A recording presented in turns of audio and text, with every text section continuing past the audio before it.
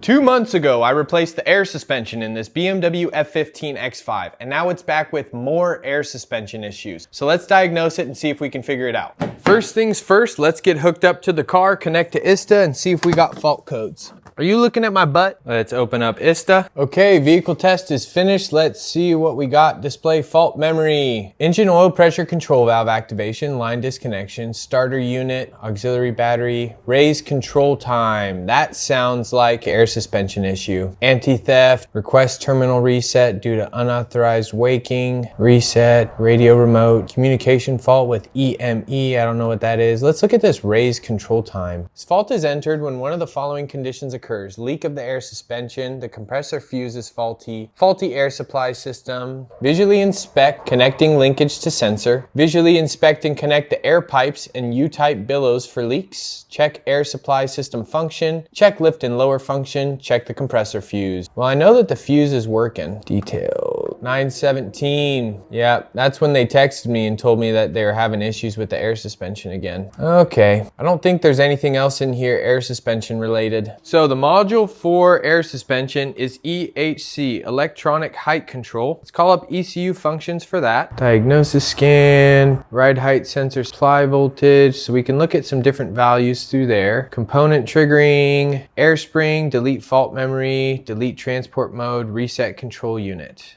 Air spring, lift and lower right rear sequence, raising and lowering sequence at the rear left, rear lift lower sequence. Okay, I think we should play around with some of these functions and just see how healthy this compressor sounds. Let's do that. ECU functions, component triggering, air spring, rear lift lower sequence. I can hear that compressor pumping. Okay, for diagnostics, what I'm gonna try is let's go back into fault memory here, and then let's go to raise control time. First, we'll go down here, calculate test plan. It's gonna pull up test plans for all of our current faults that we have on the vehicle. So here we have energy diagnosis for the battery faults, electronic ride height control, control time, alarm system, oil pressure control valve, remote key issues, starter issues. We're focusing on ride height control today. So let's go here and click display. And this is gonna bring up a test plan for us to work through the diagnosis. The fault is entered when one of the following conditions occurs. Leak in the air suspension, connecting linkage to the sensor, compressor fuse is faulty air supply system. So it's just telling us, check lift and lower function, check the compressor fuse, check air supply system function, which is the compressor, visually and inspect the air pipes and the U-type billows, check the linkage to the sensor. Okay, so let's continue in our test plan. Is there a customer complaint for the tested function? Yes. The EHC control unit is placed in an energy save mode to avoid actuation of the air suspension during repair. This mode is automatically reset on exiting the test module. Okay. Conduct a visual inspection of the components in the air suspension system. Damage to the struts, damage to the ride height sensor, contamination of the components, bent or damaged linkage at the ride height sensor, correct installation according to repair instructions, leaking of the component. Was a fault detected? Not yet, because I haven't looked at anything, so let's start looking. Now I know that the compressor fuse in the trunk is still good because I can hear the compressor. So if you haven't noticed, I got a brand new Benpack Max Jacks M7K lift system. Let's put this thing up in the air, test it out on this F15 X5 and gain access to that compressor right down where Sagey Girl is. Let's check my lift points.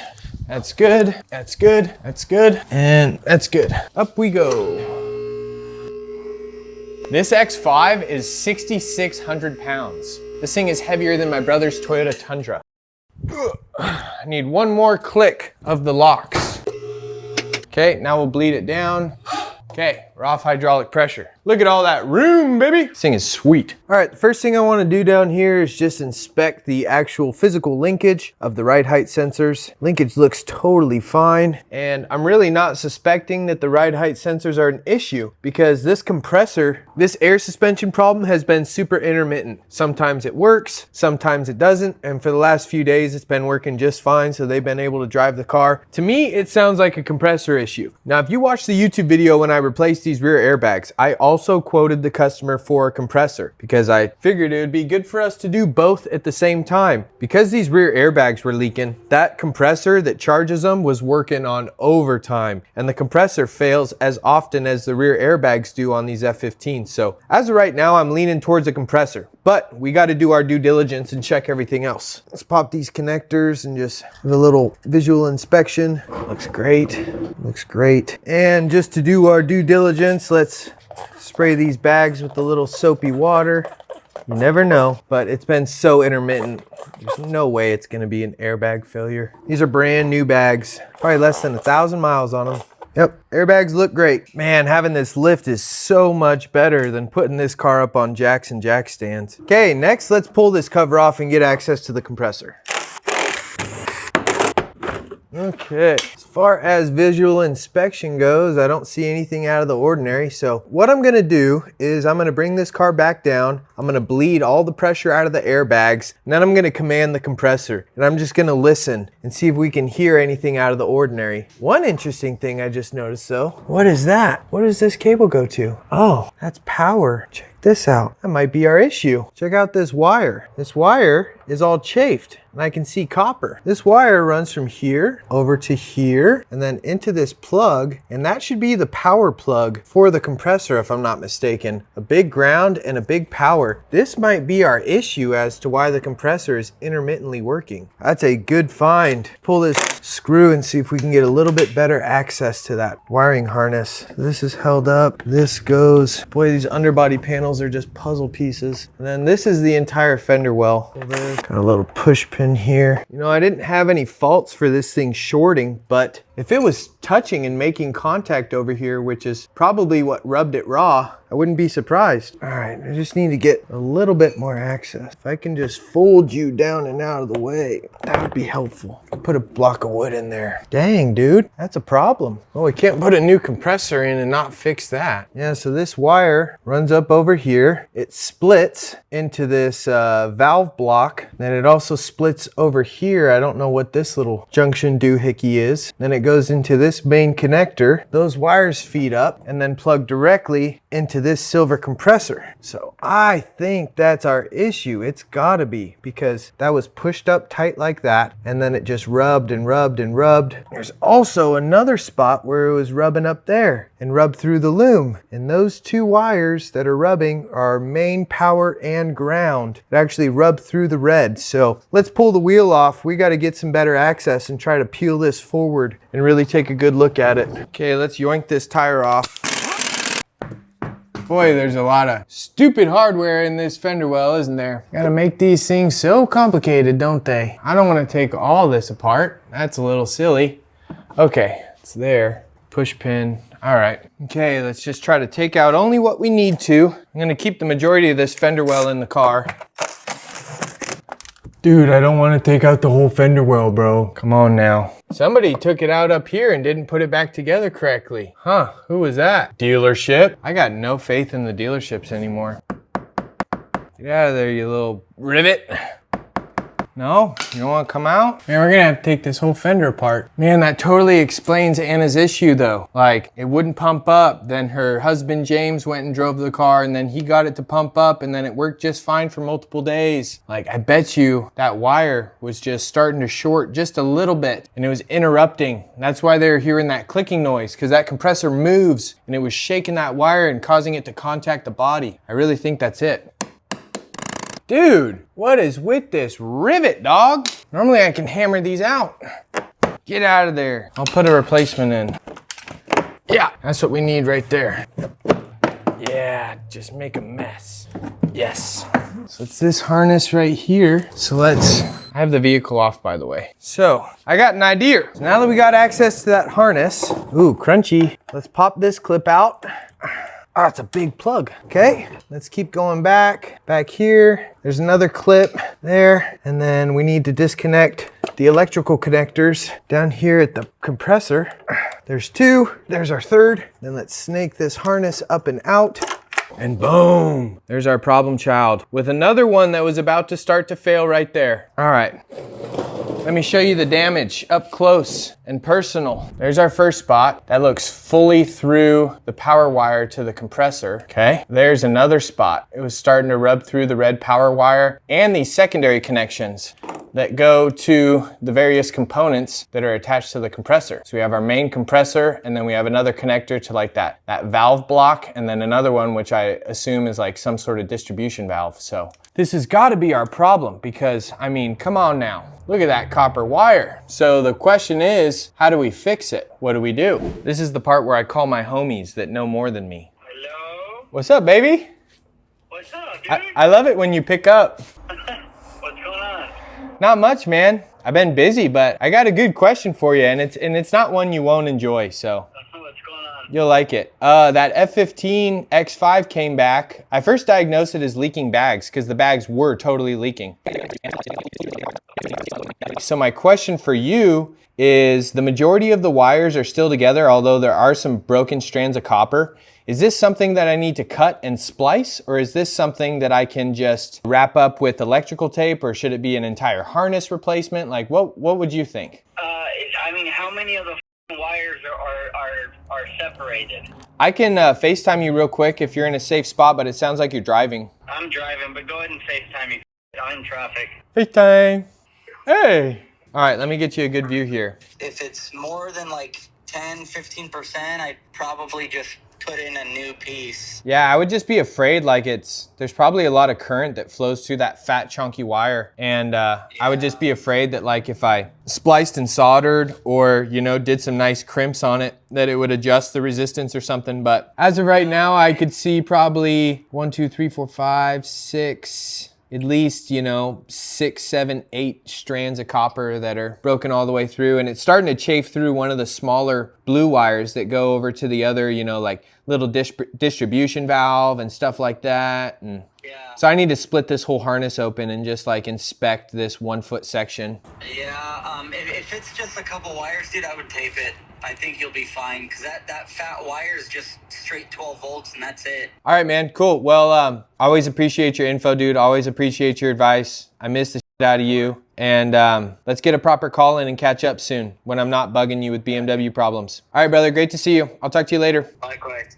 All right, I think let's save Anna some money. I definitely don't want to replace that harness because there's a lot of stuff that goes to that harness and it's not gonna be cheap. So let's split the loom open, let's examine the damage, and then we will try to tape it up and secure it away from that rub spot to the best of our ability. The guy who I was FaceTiming, his name is Mario. He is the lead technician over at Irvine Motor Work. He works with my buddy John, who owns Irvine Motor Work. And those are two of my old coworkers that I used to work with back in Orange County. And Mario knows a lot more than I do. And so anytime I have BMW questions, I love to call Mario and bother him with my questions because he just simply knows more than I do. And you know, the automotive world, when you run into an issue that you don't know, you got to reach out to other people who know more than you. And it can usually be really beneficial. So it's good to have a network of people that are knowledgeable on these vehicles because I'm just a dude trying to figure things out. I ain't no master tech. I ain't no BMW dealership trained tech. I'm honestly not even that good at these cars. I'm a pretty decent parts changer, but as far as electrical and diagnostics go, I'm not the best. All right, so it only looks like we're looking at like a 2.5, 3-inch section of wire. I got a little bit more chafing down here on this bottom end. It was starting to rub through. This little blue wire is starting to get damaged too. I'm starting to see a little bit of exposed copper on there, but no strands are broken on that. Big fat ground of the compressor looks good. So little blue, little brown ground looks good. All the other wires in the loom look good. So let's just try to clean this guy up, rip it and ship it. Just gonna take some little baby dikes and just kind of clean up some of these loose coppers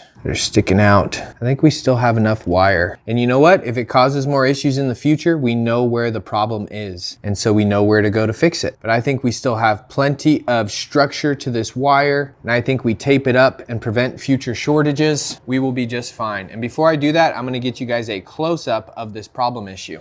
There's our issue on the red wire, and there's some of our damage. Come on, focus camera. There's some of our damage on the blue wire. It is just starting to show a little bit of copper. Now, I've been getting a few comments, people telling me that I talk a lot. Yap, yap, yap, yap, yap. And I do. And I want to explain one more thing before I jump into the taping of this. I was ready to order a compressor. When she brought it into the dealership, they gave her a quote of over $5,000 for a compressor and rear airbags. Instead of just ordering a compressor right away, I wanted to do my due diligence and do a physical inspection, check the wires, check the plugs, and that's when we found this. So sometimes it seems like, oh, you already know the answer to the problem, but it's amazing how often you'll find other issues when you do your due diligence and just actually go thoroughly look at each individual component. If I wouldn't have pulled that cover and inspected the harness and the plug, I would have never found this. I probably would have spent over like almost $1,000 on a new compressor, and the customer would have been back with another issue, and then my trust with them is broken because they paid me over $1,000 to do the compressor and their issue still exists, and then forever they'll always be thinking, did we really need to do that compressor? Did we just waste $1,000 because Alec told us we needed a compressor? So it's those little things in the mechanical industry that can really bite you in the butt. Okay, enough talking, let's get to taping. This is the tape that Mario and I were talking about. This is a 3M Temflex friction tape. It sticks to itself and it's a little abrasion resistant, and so I like to wrap harnesses in this whenever I do any wiring repairs. Oh, I better take some photos for Anna. Okay, now we'll wrap this whole loom up from here all the way up to here and make it super strong. Okay, that is straight beefcake. Beefcake, baby. Okay, now that that part's done, let's start chasing this loom back into where it needs to go. And then I'm gonna observe that little chafe spot and make sure that this harness is fully protected for the future. Man, Anna's gonna be so stoked. We're both prepping ourselves for possible compressor replacement, but she's gonna be so happy knowing that she doesn't have to put over $1,000 into this car, because to be honest, they're not that happy with this car. The air suspension's giving them issues. They've had other issues with the anti-theft system, and they're planning on probably selling it. Okay, that's plugged in, that's plugged in. You see how much vibration this compressor produces? It's got these little springs in there, so this thing is just bouncing around like crazy, and it's making this harness bounce, which is causing it to rub up against the body right behind these lines and rub up right here at our problem spot, right up here. So I'm gonna see if I can find something to sort of just, you know, in fact, I might even just throw a zip tie. I think I'm just gonna throw a zip tie right there and just keep it away from the frame. Perfect. One little zip tie right there is all we need. We're clear of the body, clear up there, clear back here. And that, my friends, is how you fix an F15 air suspension issue with a roll of tape and a zip tie. Yeah, let's go. This is gonna be a tough one to finagle back in, but we'll get it. This ain't my first rodeo. I've done some fender well finagling before. So much dust and junk came out of here. Oh, dude. I just douched myself with some dirt.